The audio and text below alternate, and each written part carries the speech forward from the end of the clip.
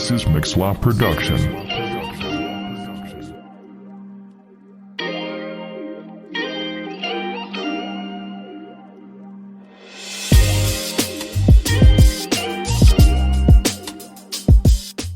J'espère que vous allez bien. Alors aujourd'hui, on va se présenter. Je vais commencer par me présenter. Je m'appelle Joseph. J'ai 27 ans, bientôt 28. Et aujourd'hui, on va vous présenter un thème très spécial que c'est le couple pour la gloire de Dieu. Amen. Et je suis accompagné de très belles personnes ici à côté de moi qui vont se présenter. Voilà. Coucou tout le monde, je pense que vous vous rappelez de moi. Moi, c'est Jadel. J'ai été dans le podcast du temps pour la gloire de Dieu. Alors, j'ai 26 ans et je suis en couple avec Joseph. Donc, j'ai rencontré Joseph, j'avais 16 ans. Donc là, 26, ça fait déjà 10 ans. Wow. Ça passe très vite. Et on s'est mariés l'année passée. Trop bien. Bonjour à tous, moi je m'appelle Lou. C'est la première fois que je participe au podcast et je suis très contente d'être là avec vous. Et donc moi j'ai 20 ans et je suis en couple aussi depuis, pas depuis 10 ans, mais depuis 2 ans, quand j'avais 18 ans. Et je me réjouis de pouvoir discuter de ce sujet. Et voilà. C'est trop chouette parce qu'en plus, le couple. Mais qu'est-ce qu'être en couple pour vous? C'est la question. C'est la question. Tu veux nous dire, Lou, Ouais. c'est quoi un peu être couple? Ça marche. pour vous Écoutez, pour moi, le couple, c'est un peu un état plus qu'ami, mais c'est moins qu'un couple marié. Dans le sens où quand on est amoureux et qu'on est avec quelqu'un, on éprouve un certain sentiment et l'amour qu'on éprouve envers la personne qu'on aime, c'est pas le même amour qu'on a envers notre ami ou quelqu'un de la famille. Ouais, Donc c'est vraiment une relation privilégiée avec une personne. Mais et je pense que c'est aussi une période de préparation aussi pour la suite. Ouais. Et pour toi? Ouais, c'est vrai, elle a dit la préparation, sincèrement, c'est super. Je trouve qu'également, c'est le mot qui a. Moi, nous on était en couple pendant quand même, on va dire 7 ans, 8 ans, si je me trompe pas. Oui, Et c'était très difficile, hein. C'était très compliqué. Et maintenant, nous sommes mariés. Et c'est super parce que on disait pas mal de visions de choses quand t'es marié, ça va pas être la même chose. Et pourtant, si, c'est la même chose. La preuve, je l'aime encore plus. Ah, trop chou. Oui, c'est vrai que les couples, c'est des hauts, des bas. Hein. Et pour moi, être en couple, déjà, c'est une femme, un homme qui sont ensemble. Et c'est vraiment de faire attention à que ce ne soit pas un essai pour le mariage. Je me dis, je vais essayer ça, essayer ça. Voir si pour le mariage, ça va fonctionner. Mais c'est vraiment de pouvoir honorer notre couple, même avant le mariage, parce qu'on en parlera plus tard. Donc, n'hésitez pas aussi à mettre en commentaire qu'est-ce que c'est être en couple pour vous. Oui. Et on se réjouit de vous relire. Exactement. Et n'oubliez pas de vous abonner. Et en plus, alors pour nous, pour Joseph et moi, en tout cas, on avait des problématiques dans notre couple. Dans notre couple, il y a des petites problématiques, des petits bas. Beaucoup de problèmes, oui. Et on a pu acheter des livres à la Maison de la Bible. Vraiment super, ces livres qui nous ont beaucoup aidés, nous ont fortifiés aussi. C'est vrai. Et nous ont donné des pistes de réflexion, des aides, enfin, des supports. Mais c'est vrai. En plus, il y en a un qui, à mon frère même, on m'en a offert pour le mariage. Voilà, c'est vrai. Et c'est ce livre-là. Ouais, c'est super. Qu'est-ce que je dois savoir avant de me marier avec Jadel? Oui. Du coup, mon frère, il doutait de Jadel. Donc, ce que j'aurais aimé savoir avant de me marier, de Gary Chapman, c'est vraiment super. Si tu arriverais juste à lire là derrière, comme ça, ils peuvent avoir une vision un peu de ce qui est dans ce livre. Mais bien sûr, chérie. Voilà comment ça commence le mariage. Désordre. Alors, savez-vous qu'être amoureux ne suffit pas pour construire un mariage heureux? Que l'amour comporte 2 phases et qu'il faut savoir passer de l'un à l'autre. Que le proverbe « telle mère, telle fille, tel père, tel fils » n'est pas un mythe. Quand vous marions, vous épouserez non seulement la personne que vous aimez, mais aussi sa famille. C'est important, Et c'est exact, c'est vrai. C'est vraiment intéressant. Et en plus, dans la table des matières, il y a beaucoup il y a vraiment les 12 chapitres qui sont présents dans ce livre-là. Et c'est super intéressant. Comme par exemple, si tu arriverais juste à en lire... Mais bien sûr, parce que c'est super intéressant, sincèrement. Je vais vous en lire, il y en a 12, mais je vais vous en lire quelques-uns. Alors, sachez qu'on commence toujours si seulement. Alors, si seulement j'avais su qu'être amoureux ne suffit pas pour construire un mariage heureux. Voilà. Si seulement j'avais su que le pardon n'est pas un sentiment. Si seulement j'avais su que les toilettes ne se nettoient pas toutes seules. Ah, c'est important ça. Ah ouais. Eh bah oui, hein. C'est drôle, hein, mais c'est vrai. Ça montre vraiment le support, le soutien que peut être l'autre. Exactement. Et on y va jusqu'aux toilettes.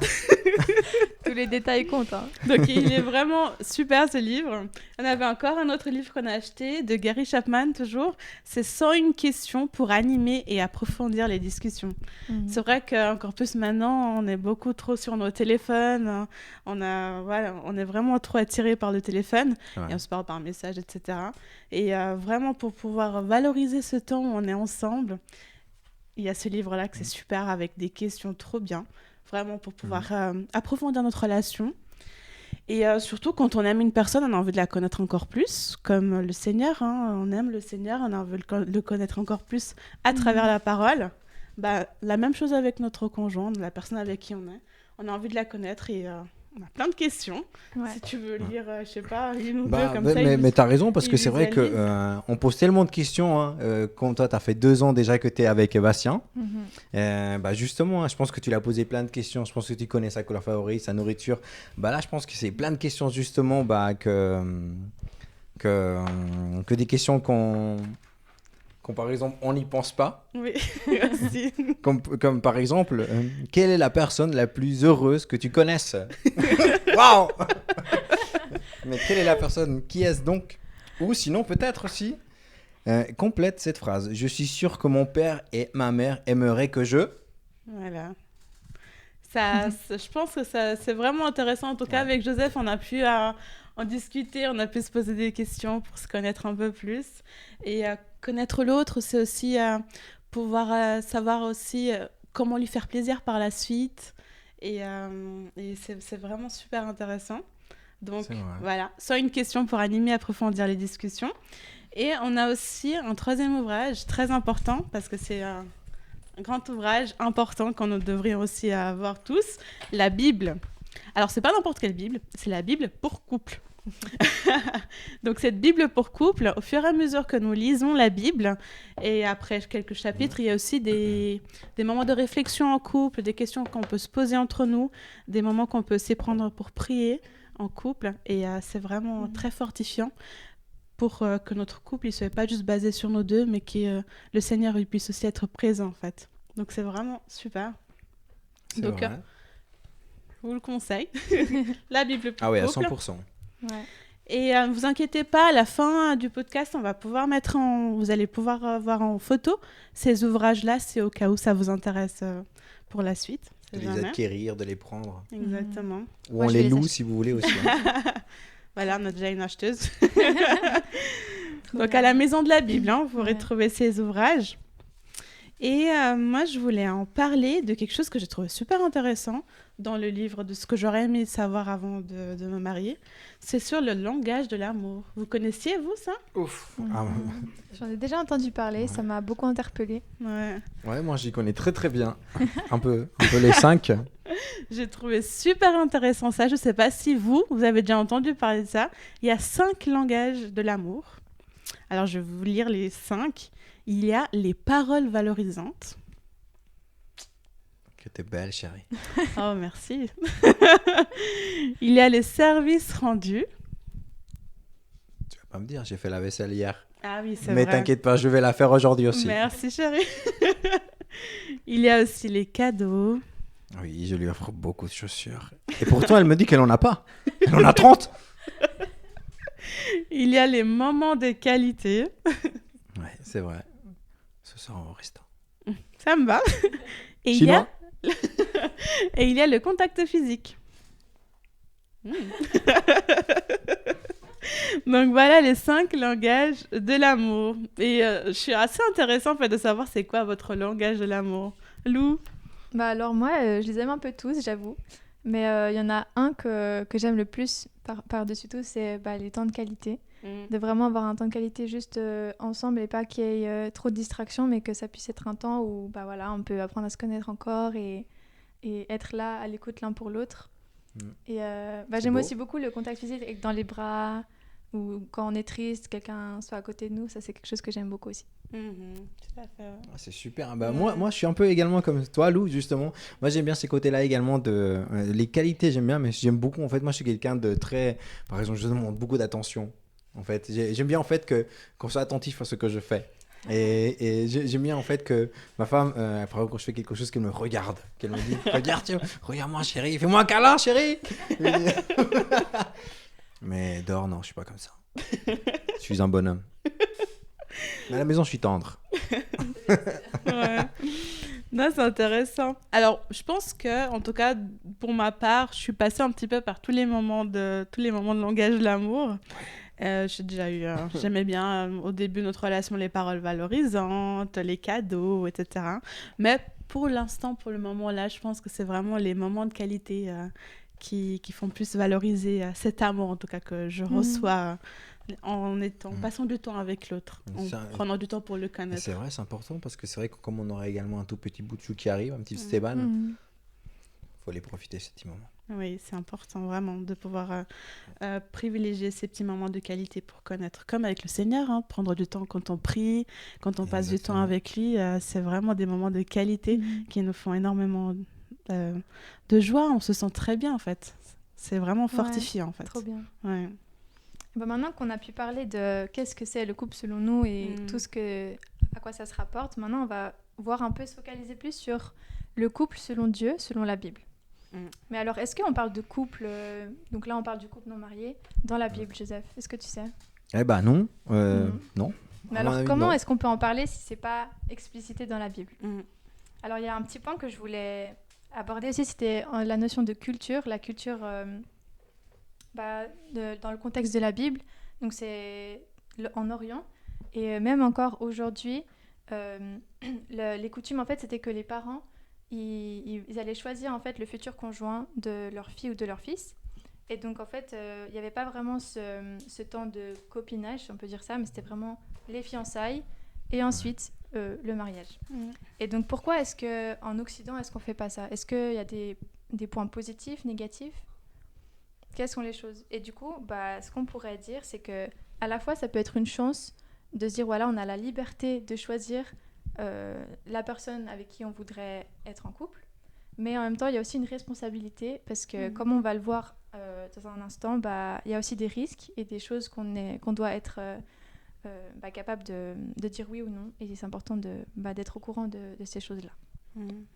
C'est vrai. Ouais, c'est vrai parce que ça me fait penser justement à ce qu'on avait lu également. Quand tu te maries justement avec quelqu'un, quand tu as ces possibilités de choisir, tu épouses également sa famille. Ouais. Et c'est vrai que justement, comme également tu avais dit également, il y a les parents qui choisissent, ils connaissent très bien leur famille, ils savent très bien également avec qui ça va être.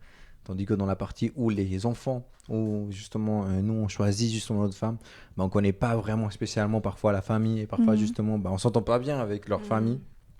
C'est une grande responsabilité. D'où l'importance d'apprendre à connaître. Et donc, pour commencer, on va entrer dans un premier verset, dans Ecclésiaste 4:12. Donc, si vous avez vos Bibles, n'hésitez pas à chercher avec nous. Donc, je vais lire le verset. « Si quelqu'un peut l'emporter contre un seul homme, à deux, on peut lui résister. La corde à 3 fils ne se coupe pas facilement. » Donc là, on parle d'être à deux, mais c'est quoi alors cette corde à 3 fils? C'est qui le troisième? C'est notre Père, notre Seigneur.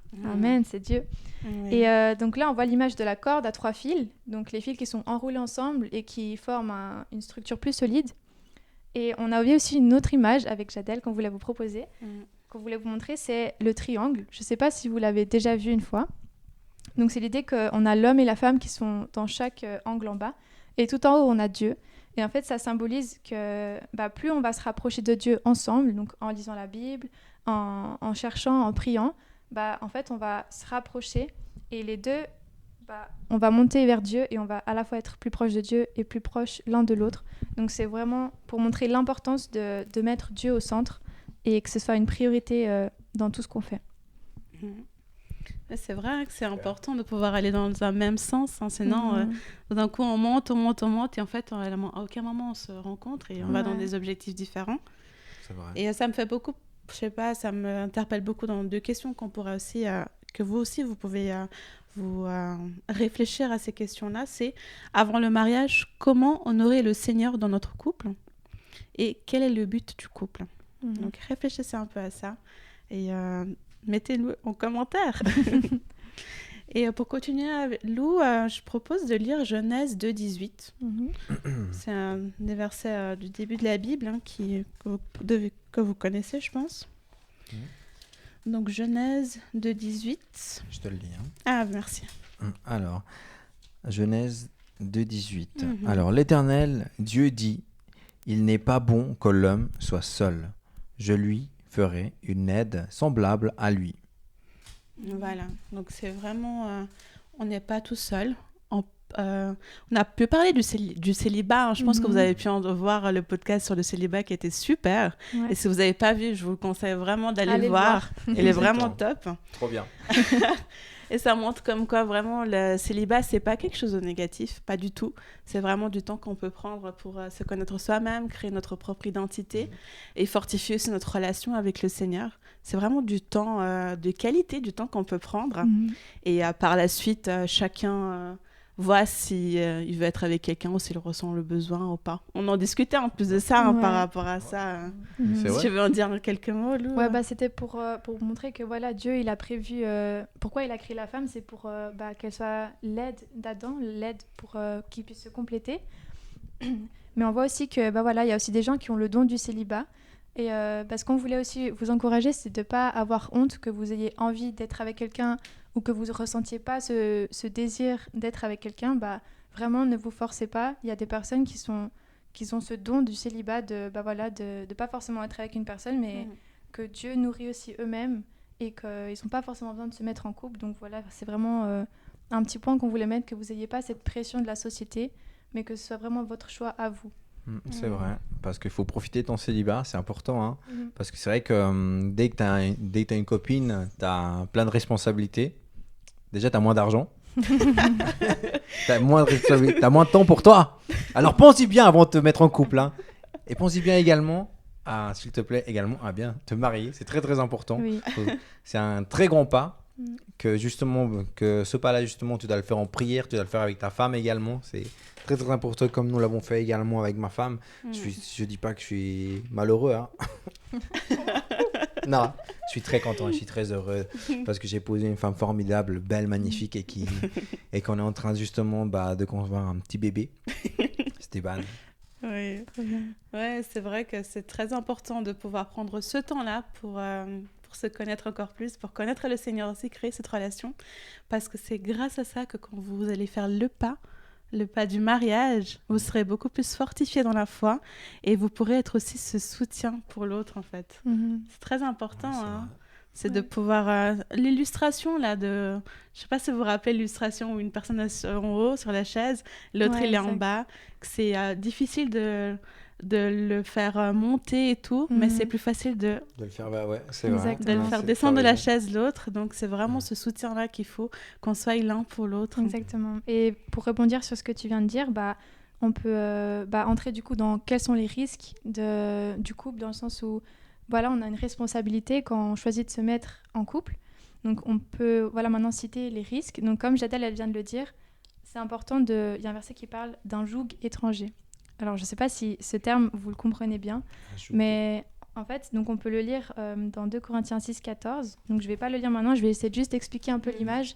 C'est de se dire que nous, on est des enfants de Dieu et on a une responsabilité de, si on se met avec une personne qui n'a pas les mêmes convictions que nous, peut-être que maintenant, ça peut aller, mais plus tard, quand vous allez emménager ensemble, peut-être vous marier même, en fait, ça peut créer des conflits. Non, est-ce qu'on va à l'église? Est-ce qu'on fait ça? Moi, j'ai envie de sortir le soir, mais toi, t'as pas envie. Ça peut vraiment amener des conflits. Et donc, cette image de joug étranger, il faut en fait s'imaginer deux bœufs, donc des vaches, qui sont en fait liés ensemble par les cornes, comme une sorte de structure en bois. Et donc, si ces deux bœufs qui peuvent représenter le couple, qui n'est pas forcément très beau, mais c'est aussi la création de Dieu. Si les deux, elles sont accrochées ensemble, si elles n'ont pas une vision commune, si elles ne veulent pas aller ensemble, en fait, il y aura des grandes tensions parce que, le mâle, il voudra aller à gauche et elle à droite. Mais si on se lie, qu'on se marie, qu'on qu'on met cet engagement avec une personne qui vient d'ailleurs, qui n'est pas enfant de Dieu, on doit être conscient des risques. C'est vrai. Tout à fait. Et on peut même prendre aussi en référence le psaume 127. Donc je vous le conseille de lire, parce que, enfin tout le psaume, toute la Bible même, mais le psaume 127 qui parle vraiment que dans nos projets, tout doit être fait selon le Seigneur. Sinon, tous nos projets qu'on va faire tout seul, il sera que en vain. Il y a aussi le verset qui dit que nous ne serons pas tentés au-delà de nos forces. Donc ça, c'est le 1 Corinthiens 10, 13. Celui-là, j'aimerais beaucoup lire. 1 Corinthiens 10, 13. 10, 13. Alors, 10, 13. Celui-ci. Oui. Aucune tentation ne vous est survenue qui n'ait été humaine, et Dieu, qui est fidèle, ne permettra pas que vous soyez tentés au-delà de vos forces. Mais avec la tentation, il préparera aussi le moyen d'en sortir, afin que vous puissiez la supporter. Voilà. Donc même que ce soit au niveau du célibat ou en couple, si on voit qu'il y a des choses qui ne sont pas... que le Seigneur ne sera pas heureux, ne sera pas content de quoi que ce soit qu'on accomplira. Il ne faut vraiment pas oublier que tout ce qu'on passe, les difficultés par lesquelles on passe, on peut le supporter parce que le Seigneur ne mettrait pas ça devant nous si on n'avait pas cette force-là. Il sait qu'on est capable de surmonter, de supporter tout ça. Et encore plus, comme tu as parlé de ce fil, de cette image, encore plus quand on est à 2, on arrive... Mais à 3, c'est encore mieux. À 3, avec le Seigneur, on peut le supporter davantage, en fait. Ouais. Donc, pour revenir aux dangers ou aux risques qu'il peut y avoir dans le couple, donc on a cité le joug étranger, donc ça peut devenir de l'idolâtrie ou de la désobéissance, de mettre cette personne qu'on aime avant Dieu. Donc, il faut vraiment faire attention à ça. Et aussi, un autre péché que je pense qu'on est tous déjà au courant, c'est le péché sexuel. Donc, le fait d'avoir des relations sexuelles avant le mariage. Et ça, le Seigneur Dieu, il est vraiment très clair dans sa parole. Et on peut lire dans Hébreux 13, 4.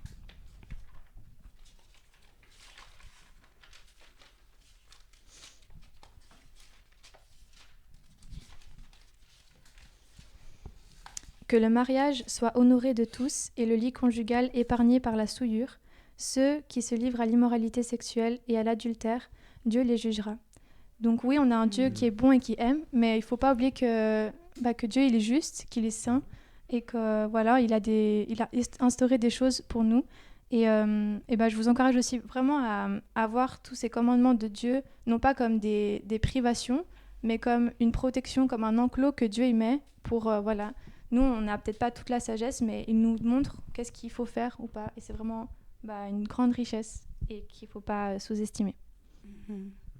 Surtout un père qui connaît autant, qui veut vraiment notre bien, qui nous aime. Voilà. Donc c'est vraiment de prendre en considération tout ce qu'il nous conseille, tout ce qu'il nous donne en fait, parce qu'il veut notre bien pour notre couple. Ouais, il nous connaît. Voilà. C'est ce qui nous fait plaisir, ce que nous aimons. Exact. C'est ça. Il y a le 1 Corinthiens aussi. Le fameux 1 Corinthiens 6. Et ça, on vous encourage à lire tout le passage. Donc on peut lire, si vous voulez, du 15 au 20 pour avoir une vision globale.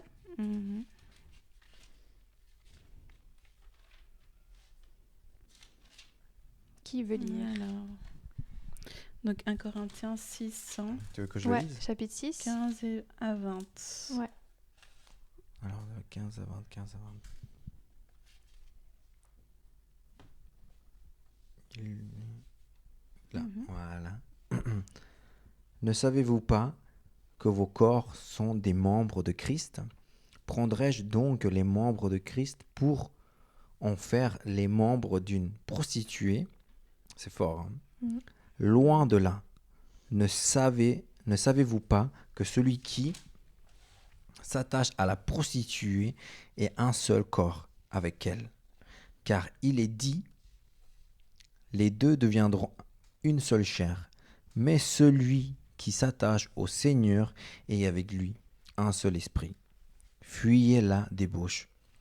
Quelques autres péchés qu'un homme commette, ce péché est hors du corps, mais celui qui ne Celui qui se livre à la débauche pêche contre son propre corps.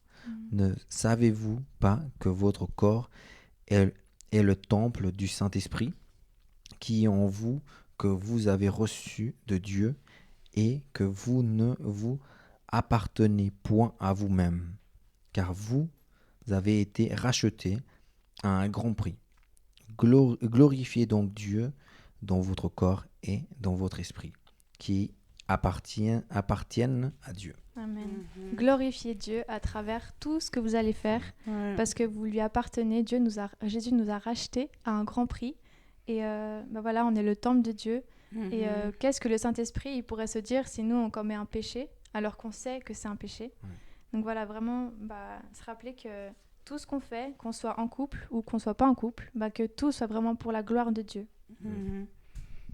Parce que notre corps est un temple. C'est beau ça quand même, c'est incroyable. C'est une très belle image. Comme quoi vraiment c'est vraiment quelque chose de faire attention, de prendre soin en fait. Et j'aime beaucoup ça. Ouais.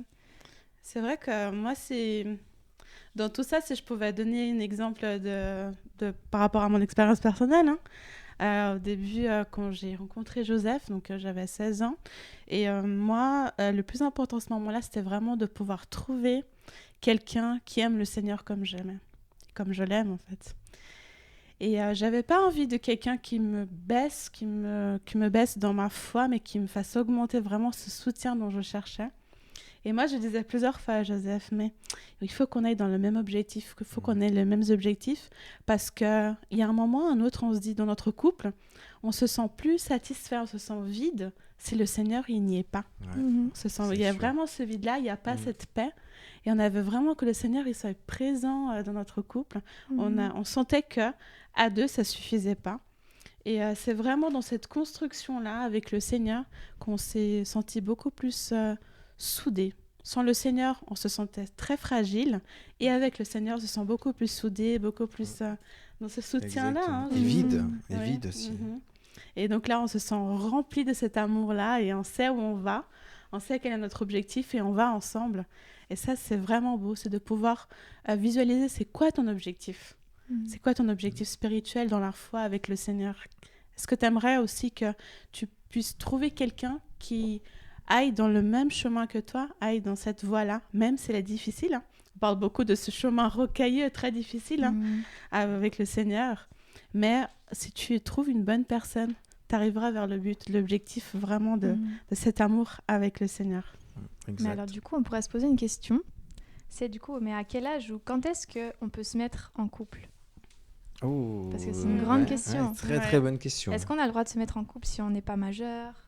Quels sont les critères ? Est-ce qu'il y a des choses à savoir ou pas ? Ouais, c'est une bonne question. C'est c'est vrai que personnellement, pour moi, Lou, c'est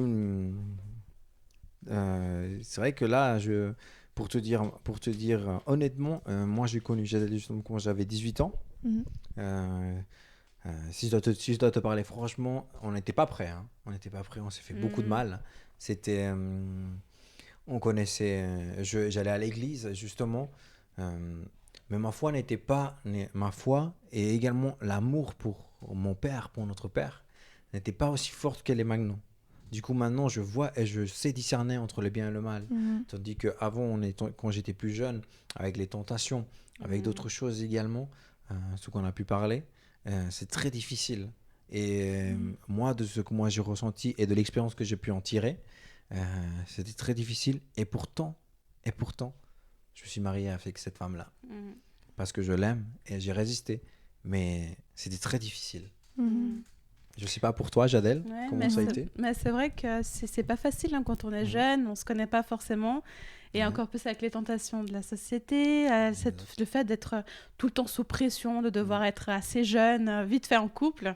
On est tout le temps sous pression. Combien de nos amis disaient moi je suis déjà en couple, toi t'es déjà en couple, il y a une pression immense. Et on peut très bien comprendre, vous les jeunes, qui que ce soit, combien c'est difficile de pouvoir tenir face à cette tentation-là. Mais on sait qu'avec le Seigneur, par la prière, vous arriverez et que vous trouverez quelqu'un qui vous correspond. Parce que le Seigneur, il a un plan pour vous et il sait très bien ce qui est le mieux pour vous, en fait. Trop bien. Ouais. Voilà, donc pour conclure, on pourrait dire que voilà, c'est le but ici dans le podcast, c'est pas du tout de dire si t'as pas tel âge ou ça, tu pourrais pas. Mais c'est vraiment de vous donner un peu des outils aussi, personnels et de la Bible, pour que chacun puisse se sentir libre de se mettre devant Dieu, de prier, comme Jadel elle a dit, et de jamais oublier que tout ce qu'on fait, c'est pour Dieu, et que c'est important de se connaître soi-même aussi, parce que comme Joseph il a dit, peut-être que des fois on se laisse juste emporter par nos sentiments, et on sait que les sentiments, ils sont éphémères, et ils peuvent venir et repartir, mais vraiment qu'on puisse déjà être ancré en Christ, qu'on puisse déjà avoir cette assurance, et voilà. Et pour terminer, je voulais aussi revenir sur le chapitre de l'amour, de 1 Corinthiens 13. Donc on va pas le lire, mais je voulais citer 4 caractéristiques de l'amour. Donc l'amour, il est patient. Et si vous aimez une personne, ayez cette patience-là de se dire que le Seigneur, il y a un temps pour tout. Il y a un temps pour être célibataire, il y a un temps pour se mettre avec quelqu'un. Mais si on aime cette personne, on saura attendre. Que l'amour, il regarde pas son propre intérêt, mais il regarde aussi l'intérêt de l'autre, et il n'est pas égoïste. Que l'amour supporte tout, que si l'amour il doit attendre, ou si on a été blessé, si on aime la personne, on ira au-delà de ça. Et que l'amour espère tout. Voilà, j'espère me marier avec toi, et j'ai cette conviction que avec l'aide du Seigneur, on pourra aller jusqu'au bout. Et donc voilà, Dieu nous aime, Dieu t'aime. Et prends soin de toi-même et de la personne que tu aimes, s'il y a une personne que tu aimes, parce que on est tous des trésors, on est tous très précieux aux yeux de Dieu. Exact. Et c'est important de prendre soin les uns des autres, et voilà, que tout soit pour la gloire de Dieu. Amen. Et donc voilà, on remercie encore la Maison de la Bible pour parce qu'on peut collaborer avec eux, et c'est vraiment un plaisir de pouvoir faire ça.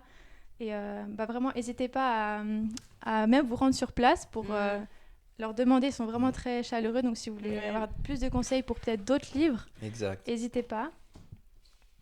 Ça peut vraiment vous aider, en tout cas. Nous, ça nous a donné des pistes de réflexion, ça nous a beaucoup aidé dans notre couple, en tout cas. Voilà, trop bien. Ces ouvrages proposés.